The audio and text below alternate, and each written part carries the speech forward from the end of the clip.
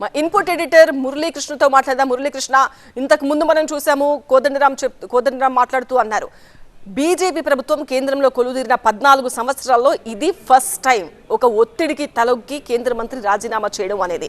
So Dharmendra Pradhan రాజీనామాను ఎలా చూడాలి? రాజీనామా తర్వాత ఇంకా ఎలాంటి పరిణామాలు ఉండబోతున్నాయి? గడిచిన 10 రోజులుగా నెలకొన్నటువంటి ప్రతిష్టంభనకి తెరదించేటువంటి ప్రయత్నం కేంద్ర ప్రభుత్వం చేసిందనేది మనకి చాలా స్పష్టంగా కనబడుతుంది. ఎందుకంటే ఓవైపు విద్యార్థి ఉద్యమాలు, దానికి సంఘీభావం తెలియజేస్తూ వచ్చినటువంటి అనేక రాజకీయ పార్టీలు, ఇంక్లూడింగ్ కాంగ్రెస్ పార్టీతో సహా, ప్రధాన ప్రతిపక్షంగా ఉన్న కాంగ్రెస్ పార్టీతో సహా రాహుల్ గాంధీ స్వయంగా ప్రతిపక్ష నేతగా వెళ్ళి ప్రైమ్ మినిస్టర్ ఇంటి ముందే ధర్నా చేయడం లాంటి పరిణామాలన్నీ కూడా చూసిన తర్వాత ఈ మొత్తం వ్యవహారం పూర్తిగా చేదాటిపోకుండా ఉండాలంటే కొంత వ్యూహాత్మకంగానే అడుగులు వేయాలని చెప్పి భావించిన కేంద్ర ప్రభుత్వం కూడా తాము భేషజాలకు పోవటం లేదు. ఈరోజు ధర్మేంద్ర ప్రధాన్ తన రాజీనామా లేఖకు సంబంధించి ఎక్స్లో పోస్ట్ చేసిన అంశాలు కూడా తనకి భేషజాలు లేవు, విద్యార్థుల కోసం, యువత కోసం తాను నిలబడతాను అని చెప్పేటువంటి ప్రయత్నం చేశారు. అదే ఇప్పుడు భారతీయ జనతా పార్టీ కూడా ఒక సందేశం ఇచ్చేటువంటి ప్రయత్నం చేస్తుంది, మనకి చాలా క్లియర్గా కనబడుతుంది. ఎందుకంటే ఖచ్చితంగా ఇది ప్రజాస్వామ్య విజయం, విద్యార్థులు సాధించిన విజయం అని చెప్పి అన్ని రాజకీయ పక్షాలు ఇంక్లూడింగ్ కాక్రోచ్ పార్టీతో సహా అందరూ అంటున్నప్పటికీ కూడా భారతీయ జనతా పార్టీ కూడా అనేక సంస్కరణలకి ప్రయత్నాలు చేసింది. కానీ చాలా క్లియర్గా కాక్రోచ్ జనతా పార్టీ 3 కీలకమైనటువంటి డిమాండ్లను తెర మీదకి వచ్చింది. అందులో మొట్టమొదటిది ధర్మేంద్ర ప్రధాన్ రాజీనామాకు సంబంధించిన వ్యవహారం.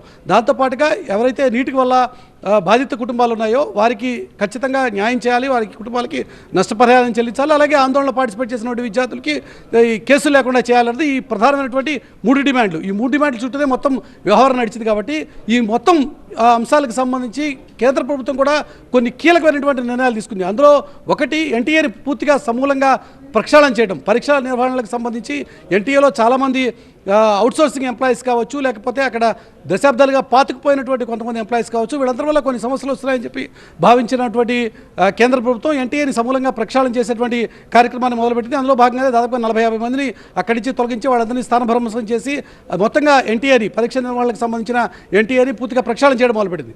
దాంతోపాటుగా పరీక్షల నిర్వహణతో పాటుగా ఎవరైతే పేపర్ లీక్కి సంబంధించినటువంటి కార్యక్రమాలకు పాల్పడేటువంటి ఉంటారో వాళ్ళ మీద కఠినటువంటి చర్యలు తీసుకొచ్చేటువంటి ప్రయత్నంలో భాగంగా ఒక చట్టాన్ని కూడా లోక్సభ వేదికగా తీసుకొచ్చేటువంటి ప్రయత్నం చేసింది. అందులో ఒకవేళ పేపర్ లీక్కి పాల్పడితే 10 ఏళ్ళు జైలు శిక్ష, 10 కోట్ల వరకు జరిమానా విధించేటువంటి ప్రయత్నం చేస్తామనేది ఈ చట్టం సారాంశం.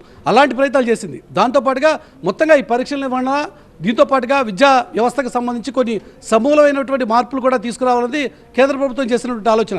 ఇవన్నీ కూడా కేంద్ర ప్రభుత్వం ఎన్ని చెప్పినప్పటికీ కూడా ఇవేవి కూడా విద్యార్థులకి రుచించట్లేదు. ఆందోళన చేస్తున్నటువంటి వాళ్ళకి కానీ, లేక ఆందోళనకి మద్దతు ఇస్తున్నటువంటి రాజకీయ పార్టీలు కానీ వాళ్ళు క్లియర్గా చెప్తున్నటువంటి డిమాండ్ ధర్మేంద్ర ప్రధాన్ రాజీనామా చేయాలి. కేంద్ర ప్రభుత్వం ఎందుకు ఇంత బేషజాలకు పోతోంది అన్న డిమాండ్ దగ్గర మొత్తం ఈ ప్రతిష్టంభన నెలకొంది. కాబట్టి ముందుగా ఈ ప్రతిష్టంభనని తెరదించితే తర్వాత సమస్యలన్నీ కూడా ఆటోమేటిక్గా పరిష్కారం చేయొచ్చు. తాము చేయదలుచుకున్నటువంటి కార్యక్రమాలు ఏవైతే ఉన్నాయో, ఎన్టీఏ ప్రక్షాళన కావచ్చు, లేకపోతే ఈ పేపర్ లీకులకి సంబంధించిన వ్యవహారాలని కట్టడి చేయడం కోసం కఠినమైనటువంటి చట్టాలు రావడం కావచ్చు, లేక పరీక్షా విధానంలో, విద్యా వ్యవస్థలో సమూలమైనటువంటి మార్పులు కావచ్చు, ఇవన్నీ కూడా చేయాలంటే ముందుగా నెలకొన్నటువంటి ప్రతిష్టంభనకి తెరదించాలి. ఆ తెరదించేటువంటి ప్రయత్నంలో భాగంగానే ఈరోజు ధర్మేంద్ర ప్రధాన్ చేత రాజీనామా చేయించినటువంటి కార్యక్రమాన్ని కేంద్ర ప్రభుత్వం పూర్తి చేసింది. ఇక ఇప్పుడు కొంత కాక్రోచ్ పార్టీ కావచ్చు, లేక విపక్షాలు కావచ్చు కొంత సంతృప్తి చెందే కాబట్టి వాళ్ళ వైపు నుంచి కూడా కొంత సానుకూలత ఉంటుంది. కాబట్టి రేపటి రోజున ఇప్పుడు జరగబోయేటువంటి మరికాసేపట్లో జరగబోయేటువంటి చర్చల్లో కూడా, ప్రస్తుత ప్రారంభమైనటువంటి చర్చల్లో కూడా ఈ ఎటువంటి ప్రతిష్టంభన లేకుండా చర్చలు ఫలప్రదం అయ్యేలాగా, సఫలీకృతం అయ్యేలాగా కేంద్ర ప్రభుత్వం కూడా ప్రయత్నం చేయొచ్చు. కేంద్ర ప్రభుత్వం CJP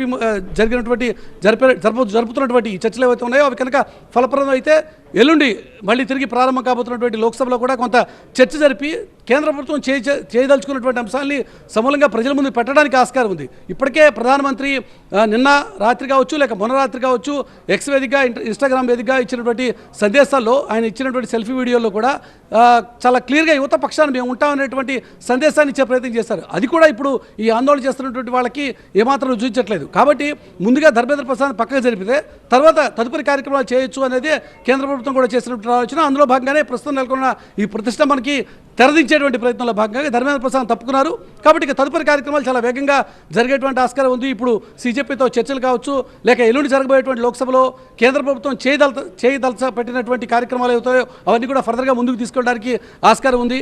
తదుపరి చర్యలు చాలా వేగంగా చేయడానికి కేంద్ర ప్రభుత్వానికి కూడా కొంత అవకాశం దొరుకుతుంది. కాబట్టి ఒక అడుగు వెనక్కి వేసింది కేంద్ర ప్రభుత్వం అనేది చాలా క్లియర్గా మనకు కనబడుతున్నటువంటి మాట.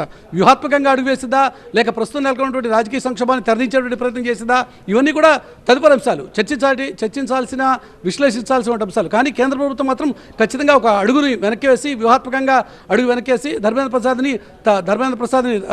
ప్రసాద్ని తప్పించింది. ఇక తదుపరి కార్యక్రమాలు కేంద్ర ప్రభుత్వం మొదలు పెట్టబోతోంది. రైట్ మురళీకృష్ణ.